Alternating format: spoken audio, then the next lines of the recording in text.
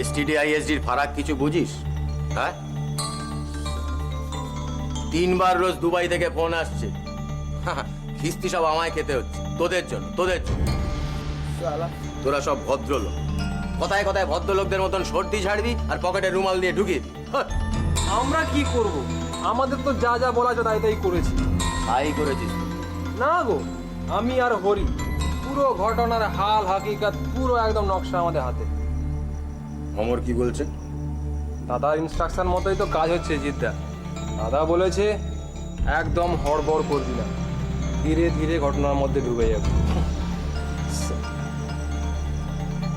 অমরের মতন একটা ছাতা পেয়েছিস না, তাই জন্য এজি করে পড়তে গেলি তো। পড়তিস মনোজের পাল্লায়। খামোখা আমাদের উপরে চটে যাচ্ছ তুমি। বিশ্বাস করো, ব্ল্যাঙ্ক কল অলরেডি শুরু। কাল সারাদিন অফিসে জ্বালিয়েছি, সারা রাত বাড়িতে। হ্যাঁ, একদম কাপড় হলুদ কেস। দাদা অলরেডি এতগুলো কেস খেয়ে বসে আছে, পাই সামলাতেই। এরপর যদি দুবাইয়ের কেসটা ঢুকে যায় কি হবে বলতো? ও নিয়ে তুমি কিছু ভেবো না, দেখবে 2-1 দিনের মধ্যে অমরদা কেসটা একেবারে সালটে দেবে। আচ্ছা, লোকটার বাড়ি থেকে কে আছে বলতো? ও নিজে আর ওই বুড়ো মা, আর কেউ নেই। এটা আবার সালাটা কেস হলো না, ওটা তোরাই সামলে নিবি। আর ওই মেয়েটার বাড়ি থেকে আছে? ওই বুড়ো শ্বশুর, শাশুড়ি আর একটা বাচ্চা মেয়ে।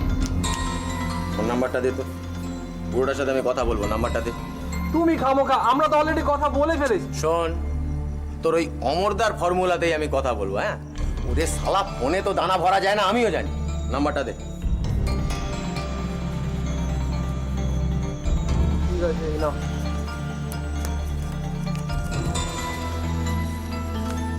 হুম, 2417।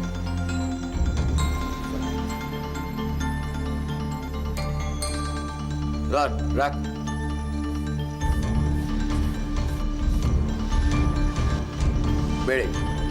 বেড়ে যা, আমি কথা বলে নেবো। যা।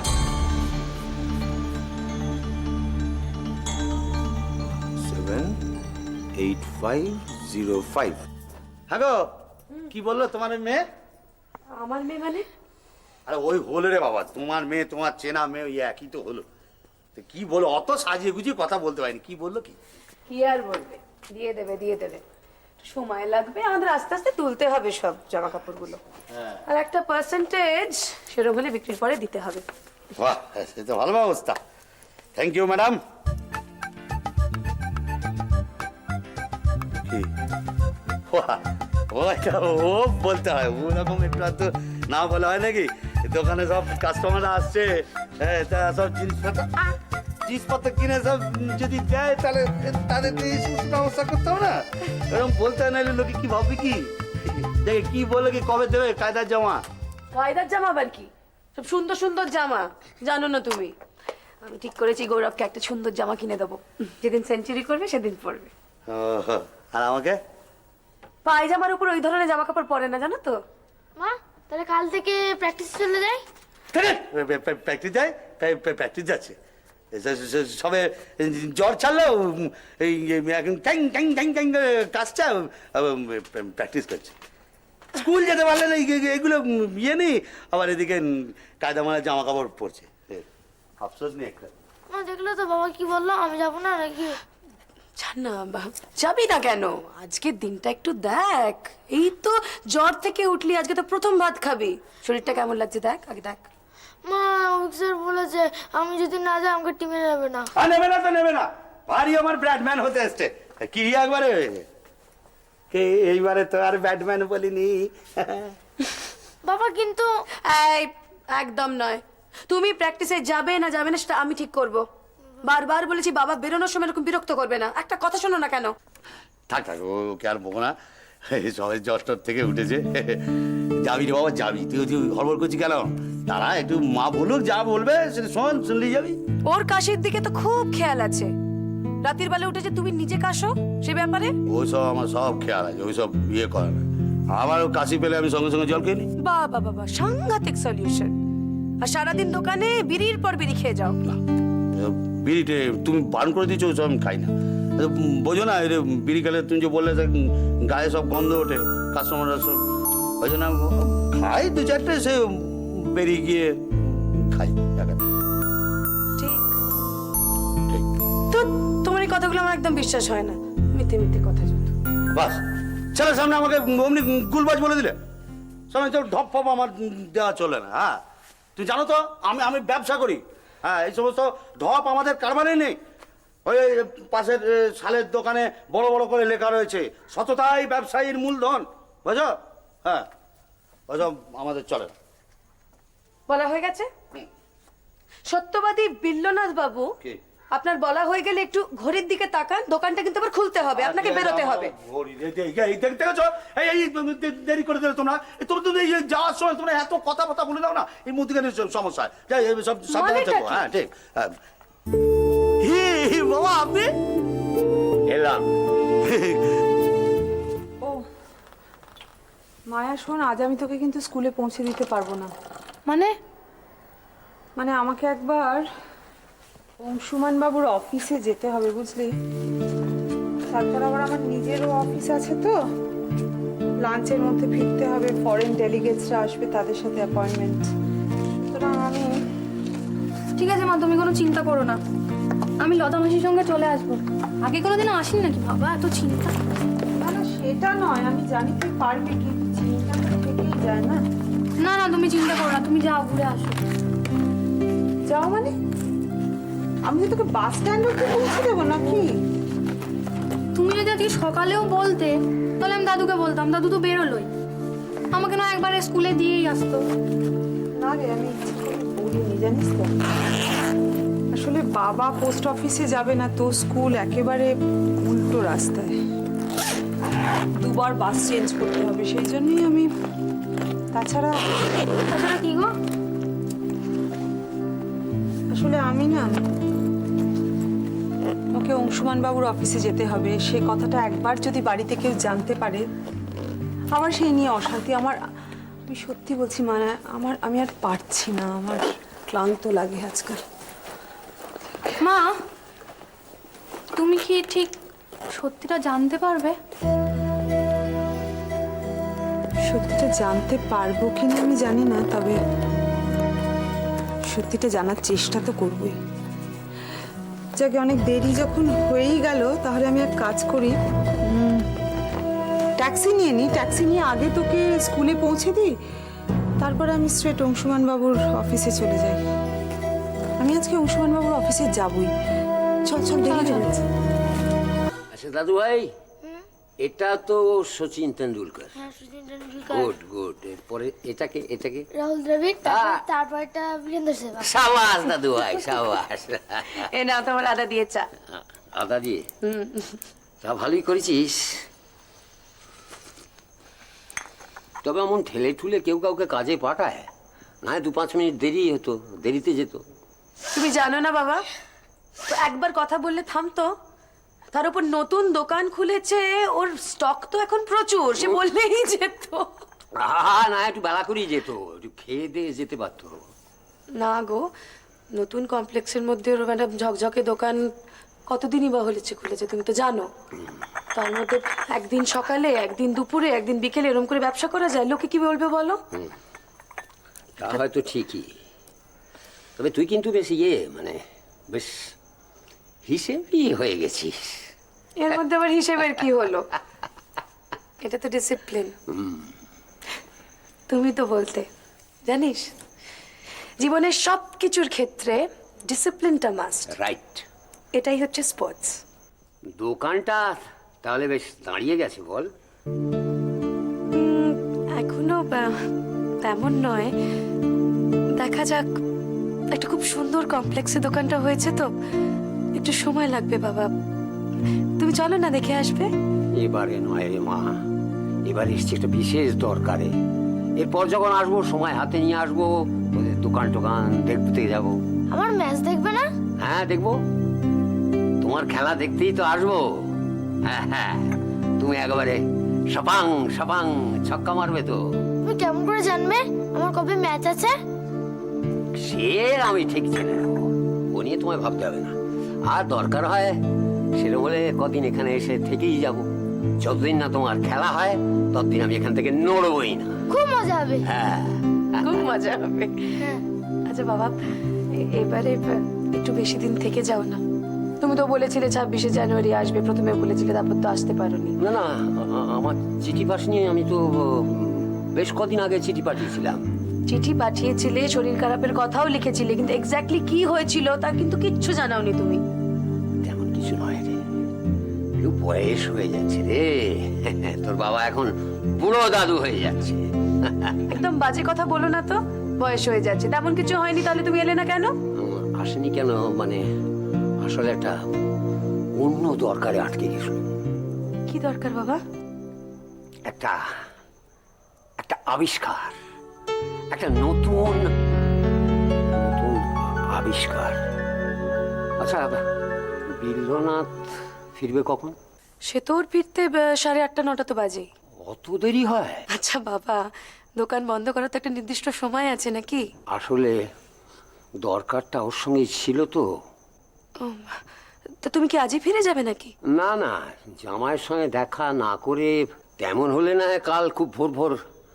তা তুমি এতটুকু সময়ের জন্য এলে কেন বাবা? উপায় নেই রে মা, যত তাড়াতাড়ি সম্ভব আমায় ফিরে যেতে হবে। একটা দরকারি কাজ আটকে আছে, খুব দরকারি, জরুরি। জরুরি?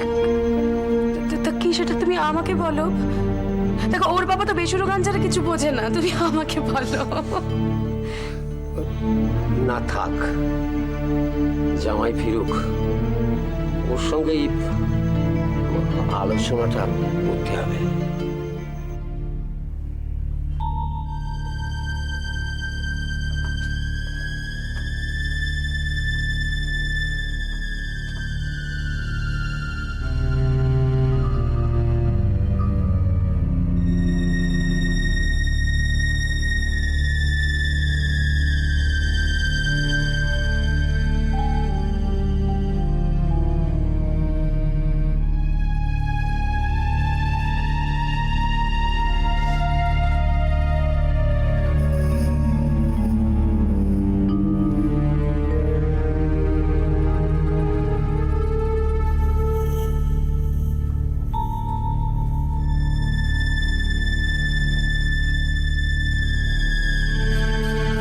এক্সকিউজ মি, হ্যাঁ একটু শুনবেন?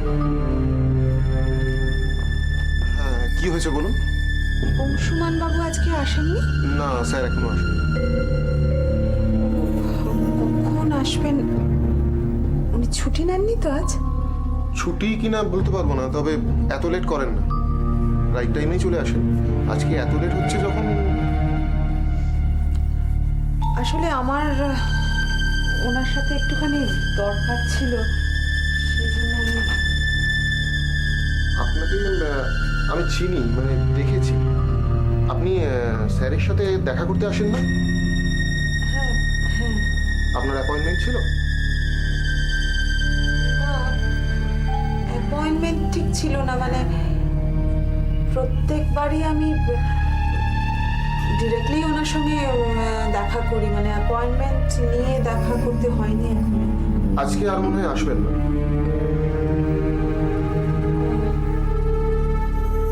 কি করি বলুন তো, আমার আসলে এতটাই দরকার যে। আপনি একটা কাজ করুন,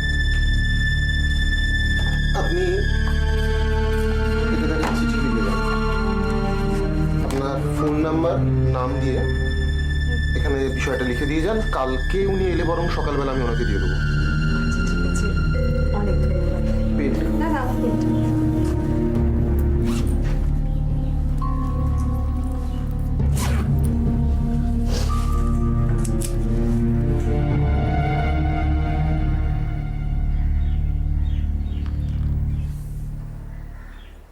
একটু একটু জল দেবেন?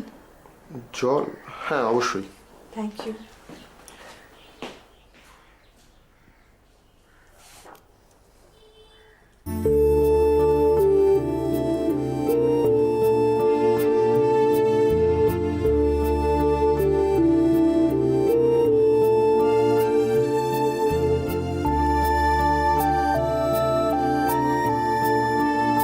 কি কম নম্বর পেয়েছো বলছে বাংলাতে, তোমাকে কি বলবো, একটুও বাংলা পড়তে আরে চায় খালি না। ইংরেজি পড়লেই হবে, বাংলা একটু পড়া আছে। আচ্ছা, তুমি এই তো হ্যাঁ এই তো বলছি এই তো ধরো বাজার থেকে ধরো। আবার কি এনেছো এগুলো? আর কিছু নাই, এই তো সিঙ্গাড়া আর এই যে একটু মুরগির মাংস এনে দাও। আর বাবা ডিমের ঝোল করে রেখেছি। আরে ধরবে তো নাকি? ডিমের ঝোল করা থাকলে কি মুরগির করার কোনো অসুবিধা আছে না?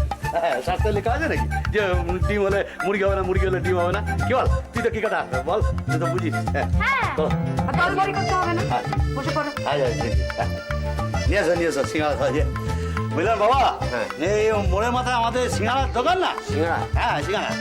এই ছেলেটা মানে খুব বুদ্ধিমান। আচ্ছা। একটু যদি পড়াশোনা করতে, একটু কলেজ টলেজে যেত না, এবারে মনের ডাক্তার হতে পারত। বাহ। মানে একটু ট্রেনিং দিলে মানে তোমার মতো এর মধ্যে আমি এলাম করতে কি? তুমি তো বলো হোসেনের যে মান্নারে হওয়া যায়। হ্যাঁ হ্যাঁ। এবার শোনো, আমি গানটা ভালোই গাই। সবসময় আমাকে খালি গান নিয়ে ঠুকটা দেয়। আহা, তুমি না। আচ্ছা আচ্ছা, ওই যে সিঙ্গাড়াওয়ালার কথা কি বলছিলে? হ্যাঁ সিঙ্গারা, সিঙ্গারা করে কি হ্যাঁ সিঙ্গারা মানে কি বলে, এই ছেলে এমন চৌকাস ছেলে না, মানে আপনি চিন্তা করতে পারবেন না। আমি যেই বলি যে বাবা একটা সিঙ্গারা দাও, ওর সঙ্গে সঙ্গে বলছে কি বাড়ি থেকে এসছে নাকি শ্বশুর বাড়ির লোক, বুঝি বাবা সিঙ্গারা ভালো ভালোই কর। বাস। আর একটু এবার চা হলি হয়ে গেল। না না, আমি কিন্তু চা খাবো না বাবা। কেউই খাবে না, শুধু একা তোমার জন্য আমাকে করতে হবে, বুঝতে পারছো? তুমি আগে বসো, জল পরে বলছি। ইয়ে হয়েছে চাটা জমিয়ে করে খাও খাওয়া। তা বলুন এখন কেমন শরীর টরীর? না, শরীর বাবাজি তো ভালোই, তবে আবার আর কোনো তবে না। এই আগের বারে আপনি এই তবে মনে বলে ফাঁকি দিয়ে চলে গেছিলেন। এইবার বেশ জমিয়ে থাকুন, 2-4 দিন সবাই মিলে খাওয়া দাওয়া করে জমিয়ে আড্ডা টাড্ডা দিই। বাবা চলে যাবেন। হ্যাঁ সে কি? এই কেন না?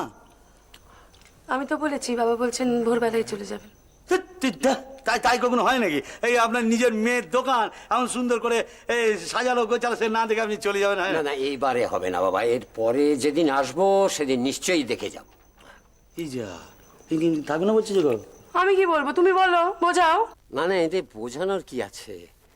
আরে বাবু, আমার কি দেখতে ইচ্ছে করে না দোকানটা? তবে আসলে আমার একটু তাড়া আছে। তাড়া মানে একটা দরকার ছিল। ও হ্যাঁ, তা কি যে দরকার মিটলো? হ্যাঁ কি ওই রাইটার্সের খেলাধুলো বিভাগ নিশ্চয়ই? হ্যাঁ বিল্লনাথ, দরকারটা কিন্তু আমার তোমার সঙ্গে। আমার সঙ্গে?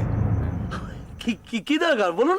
আমার কিছু টাকার দরকার, মানে একজনের চিকিৎসায় লাগবে। পারবে দিতে 1000-2 টাকা? 1000-2 ট্রিটমেন্টে লাগবে। কার ট্রিটমেন্ট? অনুপাতে একটা বাচ্চা মেয়ে, জানিস মা, সো ওয়ান্ডারফুল। এই বয়সে মেয়েটা যেমন লাফায় তেমনি দৌড়য়। এটা আমারই আবিষ্কার। ও মেয়ে একদিন ন্যাশনাল লেভেলে যাবেই, এখনই যা ট্যালেন্ট। তবে হঠাৎ পড়ে গিয়ে মেয়েটা হাঁটুতে চোট পেয়েছে রে মা। একটা অপারেশন করতে হবে ওইখানেই। তবে মেয়েটা বড্ড গরিব রে। বেশ কিছু টাকা আমি জোগাড় করে দিয়েছি এখান ওখান থেকে। আর আমারও যা ছিল, মানে তোমরাও যদি 1000-2 দাও